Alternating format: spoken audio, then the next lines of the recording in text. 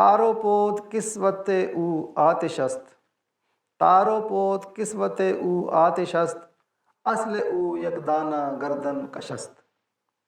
اس درخت کے لباس کا تانا بانا آگ ہے اور اس کی پیدائش ایک سرکش بیج سے ہوتی ہے۔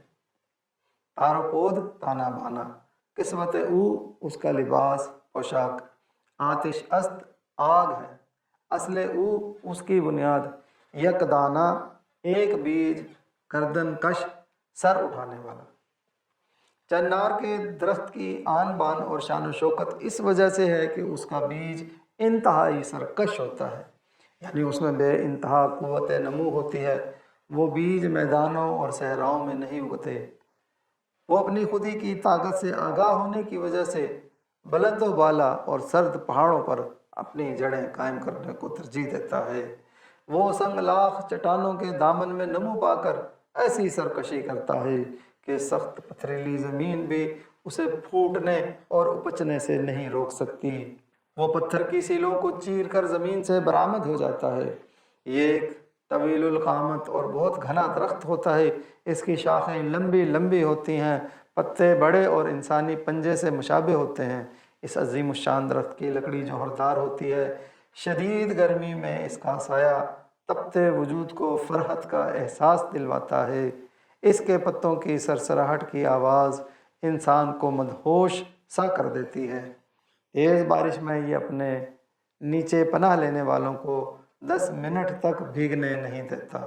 یہ عظیم الشان درخت 25 میٹر لمبا اور اس کی موٹائی 50 فٹ بلکہ اس سے بھی زیادہ ہوتی ہے۔ موسم گرما میں جہاں اس کے بڑے بڑے سرسبز پتے دل کو مو لیتے ہیں، وہاں موسم خزاں میں یہی پتے سرخ رنگت اختیار کر لیتے ہیں اور ایسا نظارہ پیش کرتے ہیں جیسے کہ درخت میں آگ لگی ہو۔ اس موسم میں چنار کا درخت ایک عجیب و غریب قسم کا نظارہ پیش کرتا ہے جسے دیکھ کر فطرت شناس لوگ خوب لطف اندوز ہوتے ہیں۔ اقبال کے نزدیک چنار میں اتنی خصوصیات کا پایا جانا اس کی خودی کا پرتو ہے جسے وہ اپنے ہر بیج میں منتقل کرتا ہے اور اپنی انفرادیت کو قائم رکھتا ہے۔ اسی طرح انسان بظاہر لہو کی ایک بوند سے بنا ہے، مگر اس کے دل کی حقیقت بلند و بالا جذبات کی آئینہ دار ہوتی ہے۔ انسان کا دل اپنے اندر ایک کائناتی نظام کا حامل ہوتا ہے۔ یہ دل اپنے اندر چنار کی آگ رکھتا ہے، اس لیے اس کی خاک کی آگ کو ٹھنڈا کرنا ناممکن ہے۔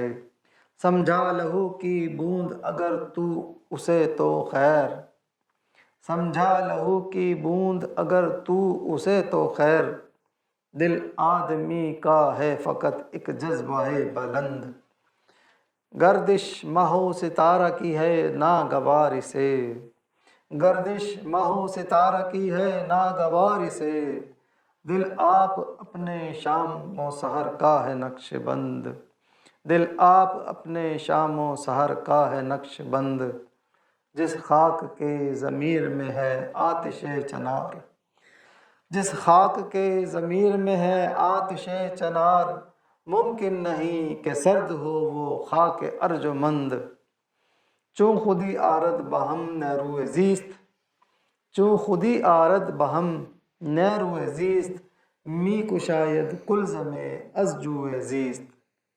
جب خودی زندگی کی قوت کو مجتمع کر لے تو وہ زندگی ایک آبجو سے سمندر بنانے کی قدرت رکھتی ہے۔ چوں خودی، جب خودی آرد بہم مجتمع کرے، نیروی زیست زندگی کی توانائی، می کو شاید وہ کھول دیتی ہے، کل زمیں ایک سمندر، از جو زیست زندگی کی ندی سے۔ اس مثنوی میں اقبال نے یہ کہا ہے کہ کائنات کی تالیف اللہ تعالیٰ کی مطلق خودی سے ہوئی ہے اور اس کی دوام و استحکام اس میں عناصر کی خصومت سے وابستہ ہے جو ایک دوسرے سے ایکشن ری ایکشن کر کے اپنے ارتقاء کو یقینی بناتے ہیں۔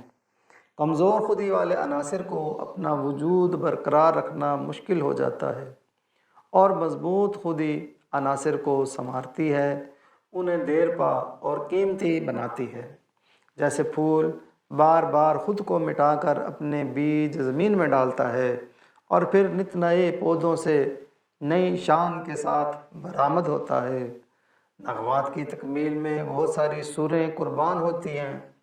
آسمان اپنی سجاوٹ کے لیے کروڑوں ستارے آویزاں کرتا ہے۔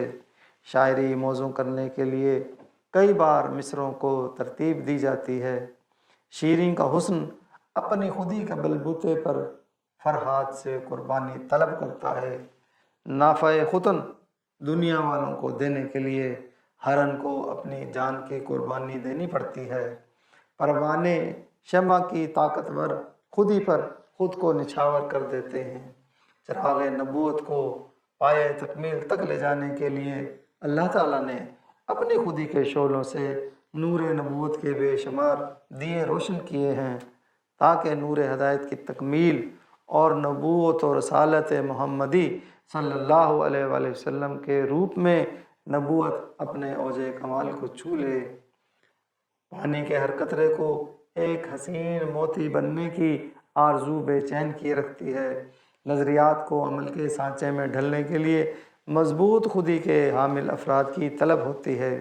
سبزہ اپنی خودی کے بلبوتے پر زمین کا سینہ چاک کرتا ہے، دھرتی کو خوبصورت بنا کر خود جانوروں کی خوراک بن جاتا ہے۔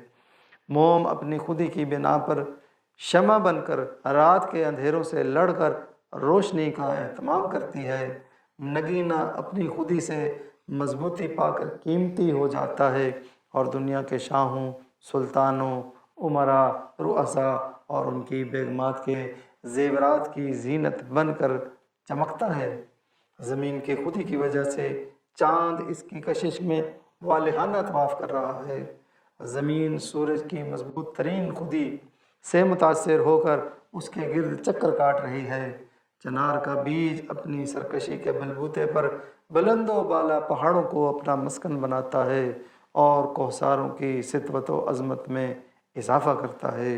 ان تمام تماثیل کا حاصل یہ ہے کہ اگر خودی کی طاقت کو بروئے کار لا کر انسانی زندگی کی قوتوں کو مجتمع کر لیا جائے تو یہ خودی ذرا سی ندی سے بڑے بڑے سمندر بنانے کی قدرت رکھتی ہے، اور انسان کو چاہیے کہ وہ اپنی خودی کی دریافت کرے اور اسے مکمل کرے اور اپنے اعمال سے دنیا میں انسانیت کی خدمت کے لیے ناقابل فراموش کارہائے نمایاں سر انجام دے کر اس دنیا سے رخصت ہو اور اللہ کے مقاصد کی تعمیل اور تکمیل کا عہد پورا کرے۔